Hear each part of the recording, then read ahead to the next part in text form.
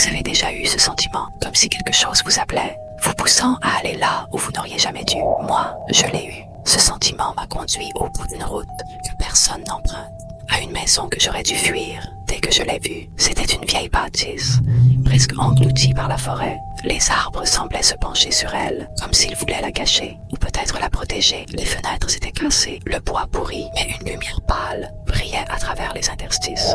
Une lumière qui n'avait rien de naturel. Malgré tout, je suis entré. Pourquoi? Parce que je n'avais pas le choix. Quand j'ai franchi la porte, un silence total m'a enveloppé, comme si le monde extérieur avait cessé d'exister. La pièce était vide, mais face à moi, il y avait 3 portes identiques, avec des inscriptions gravées. La lumière, l'ombre, le vide. J'aurais dû partir, je sais, mais quelque chose dans mon esprit me forçait à rester. Les inscriptions semblaient vibrer, comme si elles attendaient mon choix. J'ai pris une grande inspiration et je me suis approché. La porte, avec l'inscription « La lumière », me faisait penser à quelque chose de rassurant. Mais une chaleur étrange émanait d'elle. Pas une chaleur confortable, une chaleur suffocante, oppressante.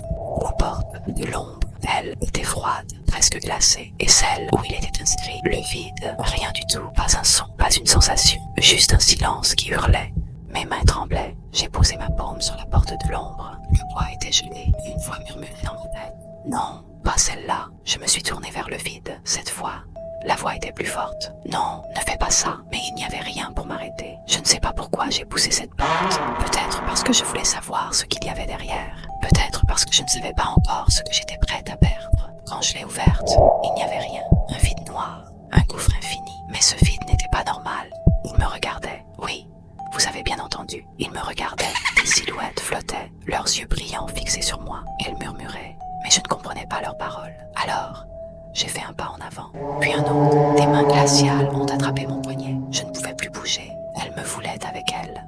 Je ne sais pas comment j'ai réussi à fermer cette porte. Peut-être que les ombres m'ont laissé partir, mais pas sans un avertissement. Quand je suis revenu dans la pièce, les 3 portes étaient toujours là. Mais quelque chose avait changé. Mon ombre, elle n'était plus là. Pas un reflet, rien. Et pourtant, je sentais sa présence, quelque part, derrière cette porte. Je suis sortie de la maison. Je ne suis plus la même. Quand je marche, les gens me regardent étrangement, comme s'ils voyaient quelque chose derrière moi, comme si quelque chose me suivait. Alors, je vous le demande, si vous trouvez cette maison au bout de la route, si vous voyez les 3 portes, laquelle choisiriez-vous?